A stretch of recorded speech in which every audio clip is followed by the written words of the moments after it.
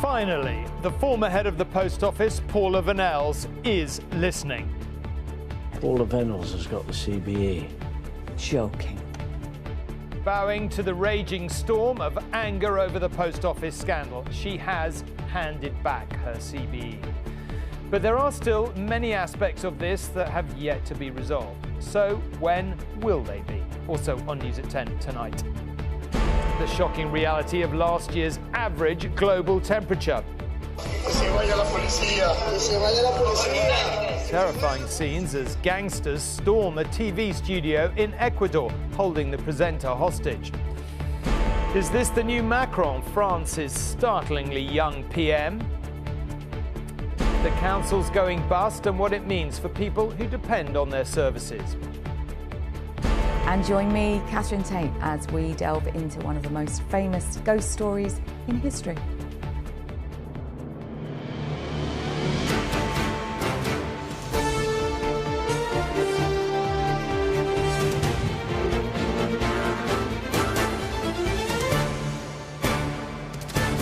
This is ITV News at 10 with Tom Bradby.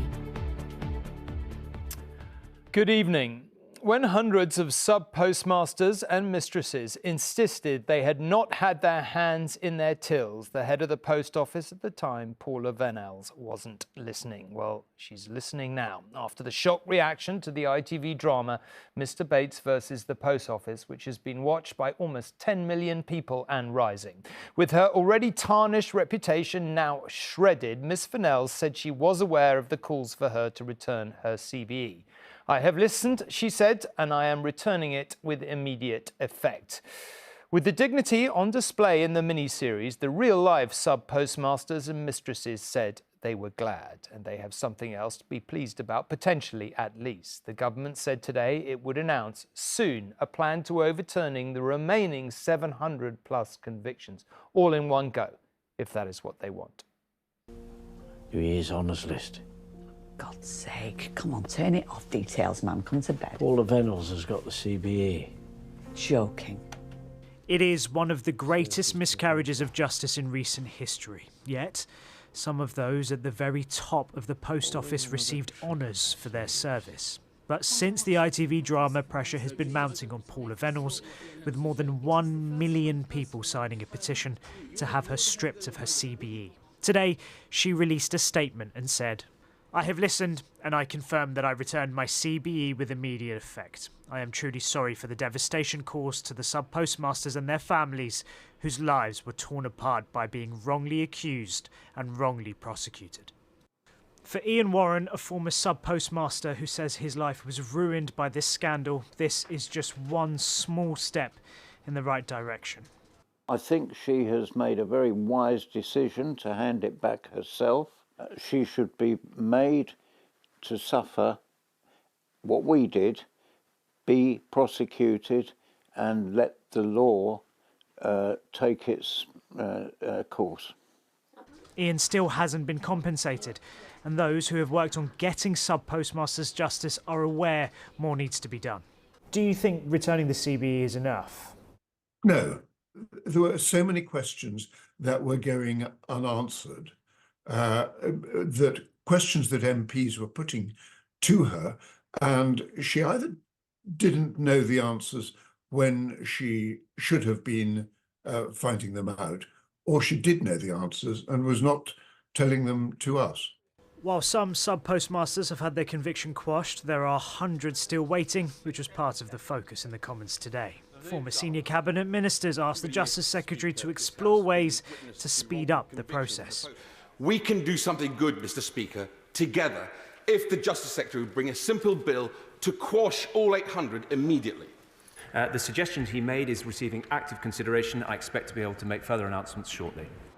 But there are ethical questions about whether Parliament should intervene in an independent judiciary in this way. There is, however, clearly consensus across the political spectrum to overturn these convictions, but we are waiting on how and when that will happen. Shihab Khan, News at 10, Westminster. So who are the key figures in this scandal? Well, much of the criticism has fallen on Paula Vanells, who was chief executive of the Post Office between 2012 and 2019. But there are others facing questions too. Adam Crozier was chief executive of Royal Mail Group from 2003 to 2010, when it controlled the Post Office. And Angela van der Bogaard was former head of partnerships and business improvement director at the Post Office. She was a central figure at the hearings. Politicians have also faced criticism. Sir Ed Davey, current leader of the Lib Dems, among them, who was Postal Affairs Minister during the coalition. He initially refused to even meet Mr Bates. He now says he was misled by Post Office executives at the time. Other Liberal Democrats held the role after him, including Sir Norman Lamb and former leader Jo Swinson. But here surely is the question. Have you personally ever walked into a post office and thought of the sub-postmaster or mistress? Blimey, they look like a bit of a crook. So how come no one in politics looked at the hundreds of convictions and thought, this just can't be right? Robert is here to talk about this. I mean, there are many questions. What are politicians going to do? What should they do? Is Ed Davey going to resign, do you think, as a result of all this? Because the public anger is continuing, no doubt about it. Well, at the moment, Sir Ed Davey is blaming everybody else, saying he was misled by the Post Office and his own officials. The job of ministers, however, is, as you say, it goes against common sense that there would be so many sub-postmaster crooks. When in the history of the Post Office has there ever been so many crooks? Why didn't it ring alarm bells with him when there were so many? And I think at the time that he was in charge of the Post Office, this rather brave man, Alan Bates, had already put together 100. 100 is a lot of alleged and Ed Davey didn't think, oh, this is a bit odd. Why didn't he ask the Post Office, he was in charge as the minister of this operation, and his officials for evidence that these people were all wrong? So he's still got more questions to answer, absolutely no question about that. But then you've gone through the litany of other people who could have at an earlier stage stood up and said what our systems show goes against all common sense. The computer must be wrong. And it's really quite terrifying in one sense that we're about to go into this age of AI when we're going to be delegating enormous numbers of operations to machines. One of the things that's come out as a result of what we've learned through over the years of this scandal is that the law, when it comes to evidence based on computers, is completely wrong. Because basically, if in a court case evidence is provided by a computer, the judge takes it for granted that that is just truth, factual truth. So none of the defendants had the ability to say, but the computers are wrong. They are effectively lying. We have to change the law in that fundamental sense. Now, the other thing that's going to happen, I understand, is the government is going to introduce this emergency legislation to declare all these people innocent. Some people may say, well, that is fantastic and long overdue. But some of these people who've been falsely accused actually want proper justice, and they're not sure that their dignity will be restored by this emergency legislation. They would like to be proved innocent in court. OK, Robert, thank you very much indeed. And it's going to be a heck of a year in politics. I think we'd all agree on that. So do join me, Robert and Anushka, again tomorrow lunchtime for the first Prime Minister's Questions of the Year, and at 10 to 12 on ITVX. And starting tomorrow, we'll be talking politics every Wednesday as the political drama plays out in the run-up to the general election. We'll be talking tactics, scrutinising policy, and above all, asking who will indeed be leading Britain beyond 2024. So do join us on ITVX every Wednesday and listen to us talking politics wherever you get your podcasts. Now to yet another alarming statistic on climate change. Yes, last year's average global temperature was the warmest on record. The alarming bit, though, is how close the rise was from pre-industrial times to the 1.5 degree limit passed at the Paris Climate Change Summit in 2015. It was actually 1.48, fractionally below, and this year is likely to be warmer still. From devastating wildfires in Greece to deadly floods in Libya. The more our climate changes, the more likely it is we see extremes. 2023 saw heat waves and drought right across the globe. Climate change is not a phenomenon of the future. It's here and now, and it's hitting those most vulnerable in every society hardest. Last year was the hottest on record, beating the previous warmest, 2016, by 0.17 degrees Celsius, which is huge when you consider it is a global average spread over an entire year. It's also very close to breaching the limit set by the Paris Climate Agreement to keep global temperature rises below 1.5 degrees above pre-industrial levels. 2023 was 1.48 degrees above that. And for the first time ever, every single day, global temperatures were at least a degree higher than the 19th century. Plus, there were 2 days, the 17th and 18th of November, where temperatures were more than 2 degrees warmer. This is the real-world impact. Floodwaters from Storm Daniel reached the roof of Petros's house in Greece. It was like a tsunami, he says. In fact, so devastating was the damage, 90% of his neighbours voted to abandon the village, which has stood for 900 years. Petros is tired of living in fear. In the UK, a cool summer meant it was only our second hottest year. But Storm Babette still caused significant flooding. El Niño, a natural phenomenon which warms the Pacific Ocean, did contribute to the wild weather, but scientists say the biggest driver of heat is greenhouse gases. Carbon dioxide and methane emissions rose again last year to a new high. We need to adapt to this new climatological normal, and the reality is when we look back on 2023 in 5 or 10 years' time, it will be cooler than our future climate. So we need to adapt and mitigate to make sure we can get to net zero as quickly as possible. It is so decided. Agreement to transition away from fossil fuels was struck at the climate conference COP28 last month, as were pledges to triple renewables and double energy efficiency. But they're not legally binding. And with emissions set to rise again and El Niño even stronger, 2024 is shaping up to be an even more challenging year. Martin Stew, News at 10. There have been terrifying scenes on television in Ecuador tonight. Masked gunmen waving guns and explosives got into a studio while the programme was being broadcast.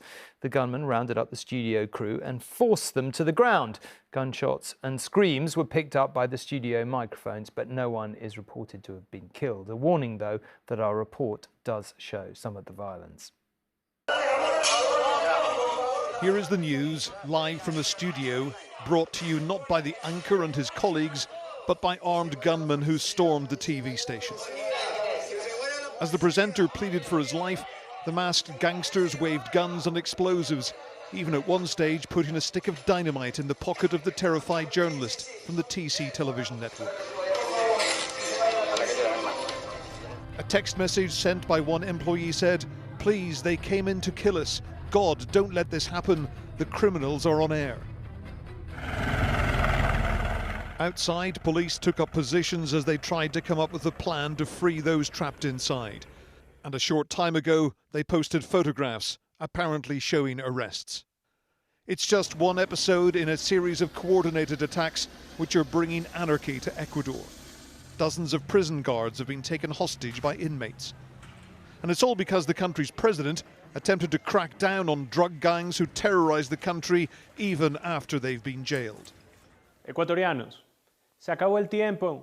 Ecuadorians, the time when people convicted of drug trafficking, murder and organised crime dictated to the government is finished. The narco-terrorists threaten us, believing we will give in to their demands. He announced a state of emergency soon after this man, the convicted leader of a drug gang, managed to escape from custody while he was being transferred from one prison to another. Adolfo Macias, known by the alias Fito, had previously been jailed for murder and organised crime.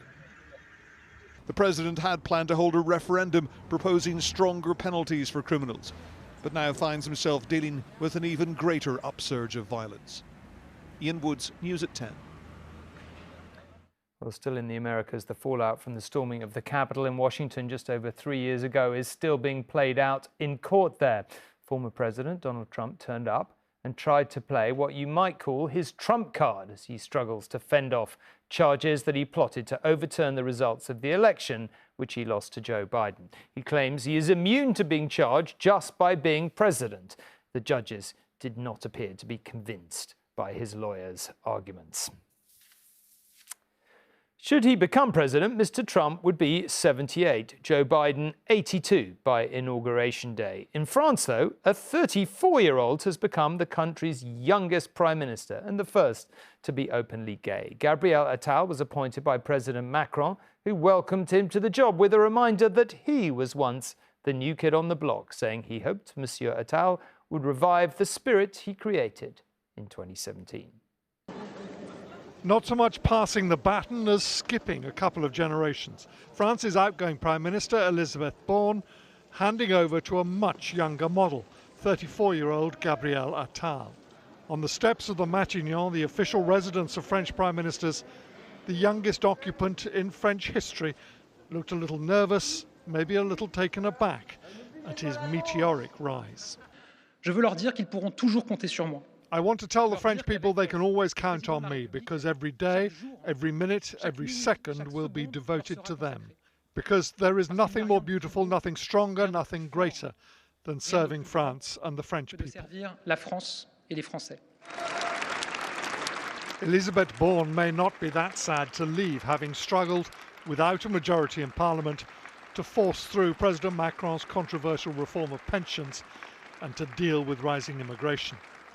Gabriel Attal has been a minister for barely 5 months, but in that short spell in charge of education, he's won popularity with tough action banning some Islamic clothing from schools.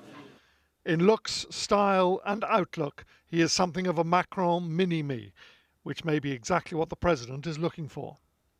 Emmanuel Macron probably needs Gabriel Attal's popularity because at the moment the president's popularity is a problem for him, while Gabriel Attal is among the few ones who are quite popular in France. He is a politician, a very ambitious one, and you might see in him a baby Macron with very high ambitions.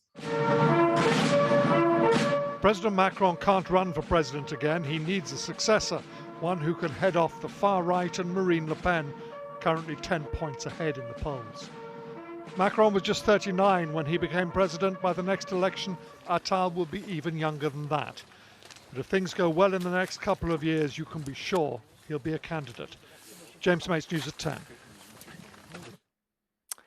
The roll call of councils in England that have gone bust could be just the tip of the iceberg. Many say they have huge financial problems, unable to meet their commitments. Today, the government told them they'd be getting no more money. They'd have to dip into their reserves. Some, like Birmingham, which has already issued one of those bankruptcy notices, have already cut back to the bone, and the consequences are mounting up. This is how council financial problems can look on the ground. Here in Birmingham, the local authority has to find £200 million of cuts over the next 2 years, and this is one of the very first impacts. Here, the council's spending controls have led to an overtime ban on refuse crews and this build-up of waste on some streets. There's been a large build-up of rubbish, and that means that a lot of the roads look dirty now and they're not looking as nice as they previously did. The council says this is temporary, linked to the New Year break, but nobody doubts much deeper cuts are coming. Along here, there's multiple homeless shelters. This community worker fears the most vulnerable will be hardest hit here and across the country. Behind these numbers, behind these cuts, there are people's lives, there are stories, there are families that are trying to make ends meet. We've had people access our services that are in full-time work and are still struggling to put food on the table for their families. If you cut out more resources, that's going to be a massive challenge for our young people and families that are living within Birmingham. Today, as Birmingham said it's seeking a 10% council tax rise, a government minister stirred up a new row. Speaking at a finance conference, he pressed local authorities to use reserve funds, normally ring-fenced for emergencies and special projects. Reserves are not there to be guarded like the sort of flame of the Vestal Virgins, you know, never to be touched. They are there to be used prudently and sensibly for the benefit of communities. Council say inflationary pressures, including energy and wages, added £6.9 billion to the cost of their services last year, with £2.3 billion already taken from financial reserves. They say £4 billion will be needed from reserves to cover shortfalls this year and next, which councils claim is unrealistic. The ongoing use of reserves is not sustainable, and we shouldn't be using them for base budget funding. They should be used for the purposes that they have been set aside for. In Birmingham and elsewhere, the causes of this financial crisis facing councils are clear. The consequences are only just starting to emerge as services face drastic cuts affecting millions. Chris Choi, News at 10 in Birmingham. The Foreign Secretary, Lord Cameron, told MPs today that 2 Britons are still being held hostage in the Middle East by Hamas. He also said Israel may have broken international law during its attacks on certain Hamas targets. Lord Cameron's American counterpart, US Secretary of State Antony Blinken, told Israeli leaders today that lasting peace lies in the creation of a Palestinian state. He did, though, at least persuade Prime Minister Benjamin Netanyahu to allow a UN delegation to assess the suffering in northern Gaza. Some days in Gaza, they may well envy the dead, because life here is almost impossible. A world where children play next to stagnant pools of filthy wastewater. This family has lived under plastic for 2 months. Look at my children, says their mother. No medical care, no food, no nothing. Nor is there any slowing in the pace of war. Israel claimed today to have killed 40 more Hamas fighters. For the US Secretary of State, this looks like mission impossible, to stand by his allies, to de-escalate their war, and to increase aid. The only public concession wrung from Israel's Prime Minister, that a UN delegation will visit northern Gaza. This is not going to happen overnight. There are serious security, infrastructure, and humanitarian challenges. But the mission will start a process that evaluates these obstacles and how they can be overcome. After 3 months of war, there is still little appetite in Israel for peace. The government here believes that security lies in the defeat of its enemies. Yes, we have to fight to survive. It is a sentiment Mali Shoshana feels personally. In this day we lost 8 policemen and women that fought until the last bullet. Today there's a wasteland where the police station she commanded once stood. At the centre of the battle that day in October, Mali fought face to face with Hamas militia. It was grenades, it was rifles, it was RPG. Everybody that was and want to come to help us get a shot and killed. Her injuries are healing. Her view on her country's future is hardening. 3 months on, what is the mood of this country? The feeling is that we must win, and we win, okay? What happened at October 7 will not repeat again. Just 30 miles separates the town where Mali is a hero and the tents of Gaza, a chasm of understanding between 2 worlds that has never been wider. John Ray, News at 10, Tel Aviv. Back here, junior doctors in England had barely walked off the picket line at dawn, swapping their winter coats for their white coats, then their union set out plans for another strike vote. Their 6-day action has broken NHS records and racked up tens of thousands of cancelled operations and appointments. The BMA stands ready to negotiate, it says, but if the government isn't, it will ask doctors to vote to extend the current strike mandate beyond February. So we're trying to find some space to step them down. Consultant Fred Ohonusu has just worked 7 days straight, covering his junior doctor colleagues. Their strike has just finished, but there's rarely any let-up in the NHS. And by 10 o'clock this morning, the emergency department at the Queen Elizabeth Hospital in southeast London is full. I feel relieved that it's over. And how did it go? How did you cope? I think we coped well because we planned. It's been a very stressful period. not really sustainable. Every bed in the A&E ward is now taken, so patients are being treated in overspill areas. I mean, it's never very nice sleeping on a very uncomfortable bed in a corridor. Brian spent the night in a corridor on the ward, but still supports the doctors on strike. I don't agree with unions, never have done. I don't agree with strikes, but I think theirs is more than justified. Even if it means patients like you having to potentially wait longer or have operations and appointments delayed? Yes. In this trust alone, 3,000 patients have had operations or appointments cancelled. At one point here, in the maternity unit, they were at risk of being dangerously short-staffed. So a junior doctor was granted rare permission to cross the picket line and come back to work to protect patients. It's junior doctor Victoria's first day back. She says they deserve the 35% pay rise they're asking for. The personal responsibility that is required of you, as well as the emotional tax, the physical tax on your body, and the intellectual stimulation. And I just don't think that £15 an hour for a doctor to live in London is sustainable. Are you prepared to keep on striking until you get what you want? Yes. No more junior doctor strikes are currently planned in England, but today the British Medical Association announced they're preparing for more. Are you dreading potential further strike action?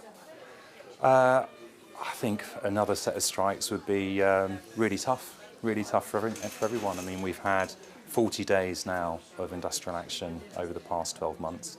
Has put an enormous strain on everyone. Junior doctors say the government must come forward with a credible offer to stop more walkouts. The government says their demands are not reasonable or affordable. Rebecca Barry, News at 10, South London. Finally, anyone spooked by ghosts might want to decamp behind the sofa. The trend of ghost stories in theatre productions, the zeitgeist for poltergeist, if you like, has taken another dark turn with a play inspired by a true life story. It stars Catherine Tate, and it's about a family in the 1970s whose home was taken over, they said, by a ghost. Catherine told us in these unsettled times, people want to feel reassured about their own lives by experiencing the chaos that others endure.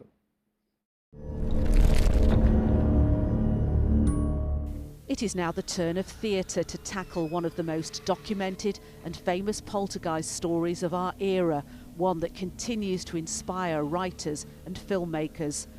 With the haunted house recreated on a West End stage, the play's star says interest in the supernatural is not surprising right now. It is an unsettled time, and obviously COVID was a deeply unsettling time. I think how interesting it is that the human psyche seeks to dig deeper into more unsettledness. And is that because it then makes our own version of events feel more secure? Do you know what I mean? It's like, well, at least that's not happening to us. Janet, levitating. The subject of a recent docudrama, the terrifying incidents took place in a council house in North London in 1977, where psychic researchers and the media besieged Peggy Hodgson and her 3 children. It is their story that drew Tate to the play. It's a woman who is trying to hold her family together in the midst of extraordinary events and circumstances. And suddenly her experience and her story got taken over by other people. And I do think that has a lot to do with class and gender, certainly in the 70s. Catherine Tate remains best known for her comedy. I'm not bothered though. Take the shame! No, because I ain't bothered. Take the shame though! I ain't even bothered though. With award-winning shows on TV, she's also known for Doctor Who. But with success in all genres, she would like the work of comedians to be valued more. Drama's considered, we've got to, it's really serious, and it's serious people who do serious drama. And it's like, look, and comedians or people who make you laugh are not serious. Now, it may be, rightly, we don't take ourselves seriously, we take the work seriously. It's making people laugh is really serious. It's a very serious, important job. And if people shout across the road, you know, am I bothered, which they must do all the time. I'm delighted. As my mum says, you'll be sorry when they stop saying it. Yeah, exactly. Though, of course, it wouldn't be welcome on this stage. Nina Nana, News at 10 in the West End. Okay, that is it. I will be back on ITVX at 10 to 12, just before midday tomorrow, so do join me for that, and then back here for 10 o'clock tomorrow night. But for now, good night. Thanks for watching.